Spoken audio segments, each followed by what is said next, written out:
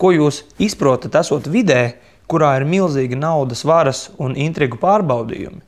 Un šajā mūsu zemē man šķiet, ka ir tik maz cilvēku, ka brūtībā vislielākais neģēlis var izrādīties vienā brīdī tavs brālēns, nevis kaut kāds svešinieks. Nekad mūžam.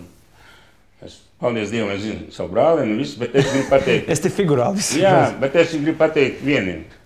Jā, 90% tie cilvēki, kas bija bez biksēm sēdēja, un te viņam parādījās tie miljoni, viņi mainās.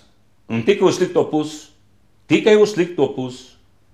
Neviens no viņiem uz labo pusi nemainījies. Tāpēc es jums gribu pateikt, pavisam godīgi, man nekad nebija priekšrocība nauda. Nekad. Lai jūs zināt. Tas man galvenais nebija.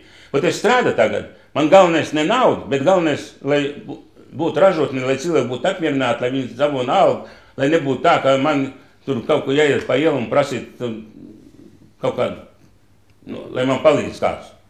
Un tāpēc varbūt